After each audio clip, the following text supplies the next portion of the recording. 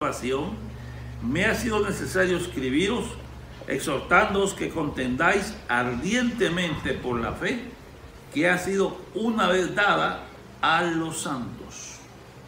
La fe que fue dada una vez a los santos. Que contendáis, dice, ardientemente por la fe, por la que ha sido una vez dada a los santos. O sea, tenemos que restaurar. Está diciendo él, manténgase en esa fe que fue dada una vez dada a los santos. O sea, no era de desviación. Y más adelante... Pues sería perversión, sí, eso. Correcto, sí. Es lo correcto. Exactamente. Entonces, solo por una pequeña referencia a lo que yo leo hoy, una parte, voy a leer el verso 4, que dice: porque algunos hombres han entrado encubiertamente, los que desde antes habían sido destinados para esta condenación. Destinados. Yo le la predestinación hoy. Ajá, exactamente. Estamos hablando hoy. Ajá, exactamente. Dice que habían sido destinados, dice, para esta condenación.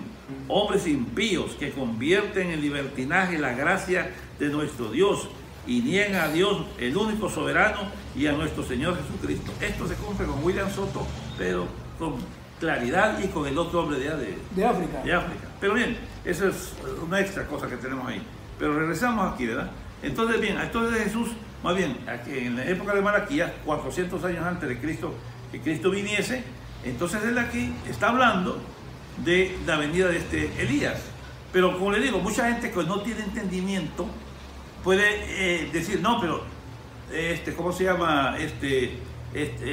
Como queriendo ubicar solo dentro a un ministerio, o sea, a un hombre dentro de este ministerio, cuando realmente hay dos. ¿Y cómo lo voy a probar yo que hay dos? Vámonos entonces al libro de Malaquías, digo de Mateo, Mateo 17. Porque la mentalidad humana es corta, miope, y luego quieren entender las cosas de Dios como entender las cosas de humanas, ¿verdad? Entonces dice aquí, Mateo 17, del verso del 10 al 11, dice, entonces sus discípulos le preguntaron diciendo, esto es después de la transfiguración, cuando van bajando, ¿por qué pues dicen los escribas que es necesario que Elías venga primero? O sea, había esa doctrina o esa creencia que Elías iba a venir en esos días. Y entonces dice, respondiendo Jesús les dijo, a la verdad Elías viene primero, pero hoy esta versión dice viene, pero en la otra versión dice vendrá primero. Y en la versión de Félix Torres Amat, versión antigua católica, que la gente tiene dos, y a mí me gusta leer la Biblia católica, son más claras algunas expresiones más que esta propia Biblia. Allí en esa versión de Félix Torres Amat dice que... Diga la versión otra vez para que ¿Cómo? Diga la versión suavemente para que la versión de Félix Torres Amat, versión católica. Ah, ok. Sí. Vaya, esa versión dice que cuando venían descendiendo del monte, le preguntaron los discípulos a Jesús, Maestro, ¿por qué enseñan los escribas que es necesario que Elías aparezca primero? Dice, y respondiendo Jesús les dijo, en verdad os digo que Elías vendrá primero, que Elías vendrá antes de mi segunda venida y restaurará todas las cosas. Más claro. Ahí, es más claro, porque vendrá antes de mi segunda venida.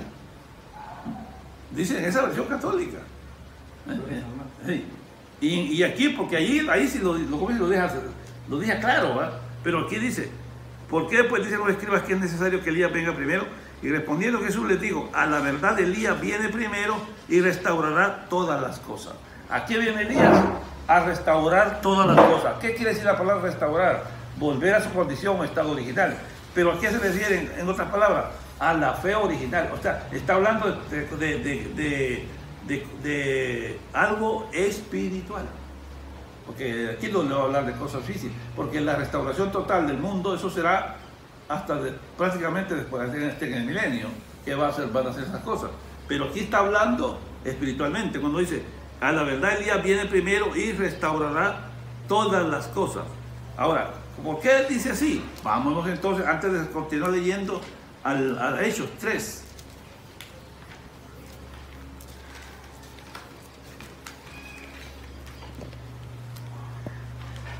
Hechos 3, versos 19 y 21, dice así. Hechos capítulo 3, del verso 19 al 21.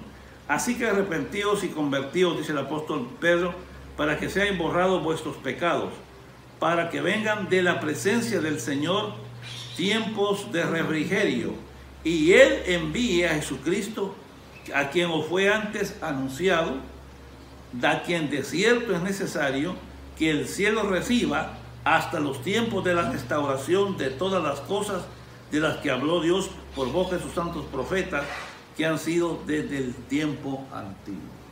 En otras palabras está diciendo que Jesús va a estar, dice, es necesario que el cielo reciba, o sea, lo mantenga, pues que esté ya hasta los tiempos de la restauración de todas las cosas.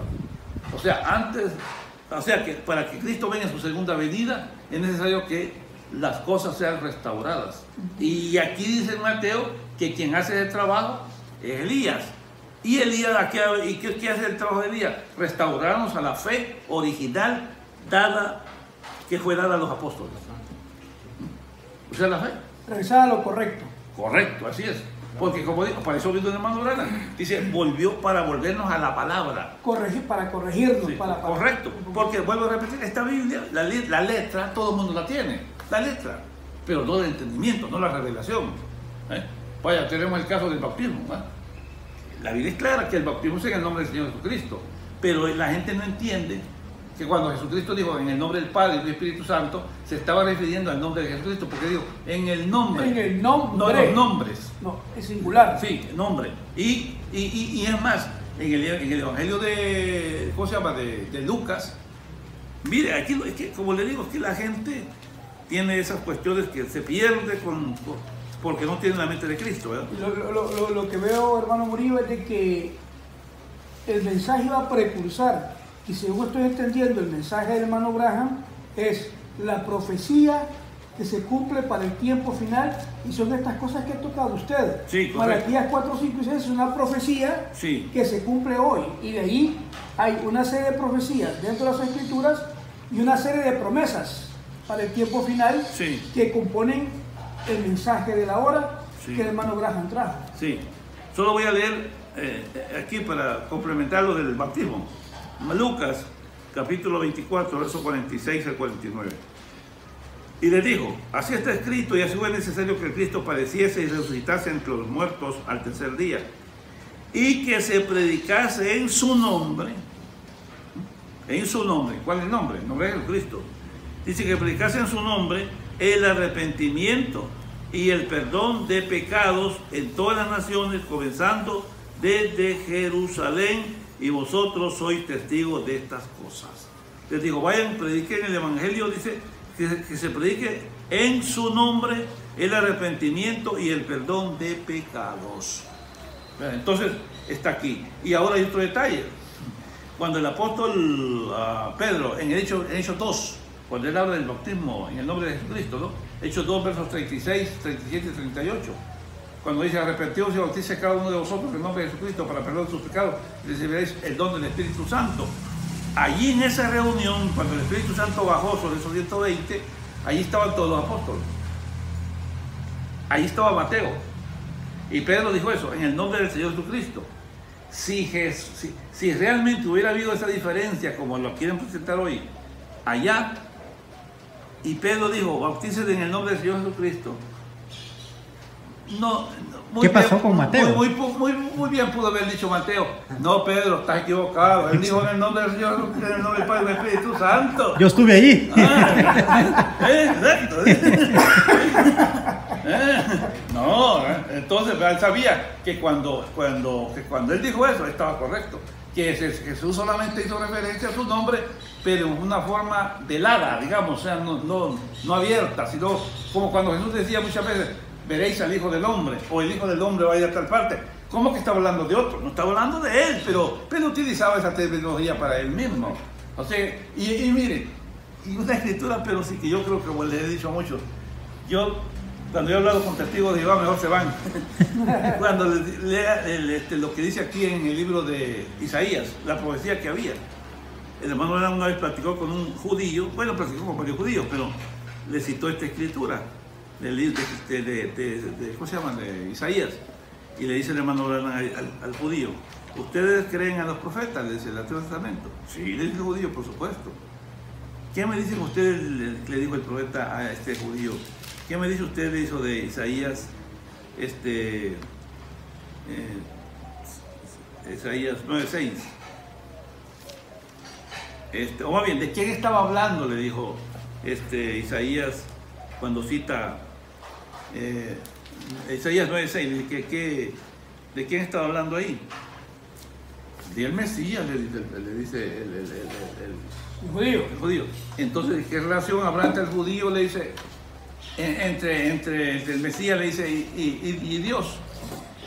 Le dice, el Mesías y el Dios va a ser el mismo, es el mismo, le dice, no hay diferencia. ¿Por qué le digo esto? Porque miren lo que dice aquí, Isaías 9:6.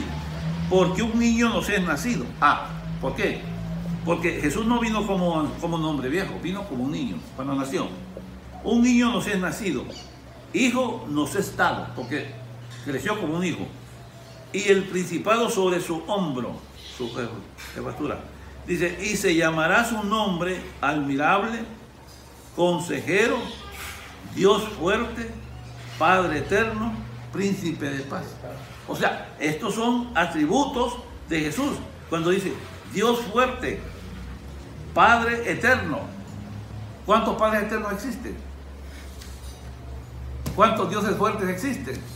Y aquí estoy identificando lo que es Jesús, ese Dios fuerte y el Padre eterno. Le digo, o sea, es que, por eso los judíos dicen, ustedes los gentiles, dicen ellos, llaman gentiles a todo el que no es judío, dicen ellos, ustedes los gentiles son paganos, dicen. ¿Por qué le dicen a mí? Porque hacen de Dios tres personas, dicen. Los judíos no aceptan eso de que Dios está dividido en tres, sino que ellos saben que que el Mesías solamente iba a ser la manifestación de Dios en forma de hombre. Ellos tienen el concepto claro de eso. El judío lo sabe. Sí, el judío lo sabe. Usted no va a convertir a un judío y decir, Jesús es el Hijo de Dios. No. Él sabe que Jesús no creen en Jesús directamente, ¿verdad? Pero ellos saben que el Mesías será Dios mismo en forma de un ser humano, de un hombre. Esa es la relación entre Jesús y el Mesías. Exactamente. Claramente, ¿verdad? Entonces, eso es lo que la palabra de Dios nos enseña. Entonces, como digo, aquí, si yo puedo entrar, mire, yo puedo pasar aquí todo el día y toda la noche hablando solamente sobre esto de Jesús, mostrando por la Biblia que Él es el mismo de ayer, de hoy y por todos los siglos. Jehová es el pastor en el Antiguo Testamento, Jesús es el pastor en el Nuevo Testamento, Jehová Chiré, o sea, todas las cualidades de Dios, de Jehová en el Antiguo Testamento son las mismas de Jesús. No hay variante, es el mismo. Y la revelación de su nombre es importante. ¿Sabe qué? A un judío usted no le puede llegar diciéndole Dios Padre, Dios Hijo, Dios Espíritu. No, claro que no. No te lo acepta. Él rechaza eso. Paganismo. Sí. Isaías 52:6 nos dice, por tanto, mi pueblo sabrá mi nombre. O sea, esta es una profecía de Isaías. Por lo tanto, mi pueblo sabrá mi nombre por esta causa en aquel día, porque yo mismo que hablo, he aquí, estaré presente. Está hablando de lo que iba a pasar cuando Cristo bajara o viniera. Dice, por tanto, mi pueblo sabrá mi nombre. ¿Qué quiere decir? Que no lo sabrían. Porque Jehová no es el nombre propio de Dios. Todos sabemos que Jehová es un arreglo del nombre de Dios. Porque el nombre de Dios en el Antiguo Testamento está en 4 letras. YHWH. Los judíos saben eso. Le llamaban el tetragramatón. ¿Cómo le llaman? Tetragramatón. A esas 4 letras. YHWH. Y entonces, ¿verdad? Como ellos decían que era el nombre de Dios tan sagrado, no lo podían pronunciar. Entonces lo sustituyeron por Adonai o Elohim, o sea, términos así, ¿verdad? Pero lo que hicieron con la YHWH fue, en español, la Y la convirtieron en J, porque suena así. Dice, el la H quedó siempre de H, porque la H no tiene sonido, es muda, ¿no? El gringo parece que, lo pronuncia como Yahweh o algo así, ¿verdad? La Biblia católica lo tiene, sí. Yahweh. Y los judíos también. Los judíos. Los judíos, sí. Vaya, entonces pero tenemos esto, la J, ¿cómo se llama? Y la hicieron J. A la J, pues quedó de J, ¿verdad? La W la dejaron B pequeña. Y luego el H, que al final es muda tampoco. Entonces le intercalaron las vocales. Después de la J, una E. Después de la H, una O. Jehová. Y le pusieron de Adonai, le pusieron la A y suena Adonai. Suena ¿cómo se llama? Jehová. En otras palabras, el nombre Jehová se une con la época de Lutero. Por Lutero. Antes, podemos decir que el nombre Jehová se viene usando hace 500 años. ¿Es nuevo entonces? Antes de ese tiempo, el nombre de Jehová no existía. Yo he dicho a los testigos de Jehová y dicen, no, que no sé qué, no. Pruébenmelo, no existía. Por eso ustedes le tuvieron que hacer su propia Biblia, porque la traducción de ellos, la traducción no es de verde que tienen, dice traducción de las Sagradas Escrituras al Nuevo Mundo, porque ellos, les digo yo, miren, les voy a mostrar claramente, digo, que ese nombre de Jehová no existe, porque Jesús, aquí en el Nuevo Testamento, ustedes no van a encontrar el nombre de Jehová en el Nuevo Testamento. Ustedes no lo vayan. ¿Y cómo es posible que si es el nombre de Dios, Jesús nunca lo hubiera utilizado, hermano? No lo utilizaron. Explíqueme, siempre me ha llamado la atención ese nombre tetragramatón. ¿Por qué le llamaban así? Pues, ¿Por qué ese término? 4 letras griegas. ¿Por qué le llaman así? Tetra 4. Gramatón, 4 letras griegas. Eso le llaman ellos así.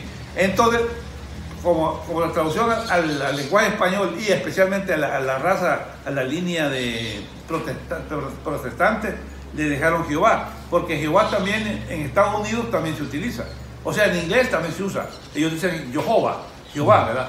Entonces nosotros decimos Jehová, ellos dicen Jehová, ya. Entonces está escrito casi lo mismo, ¿verdad? Como en español.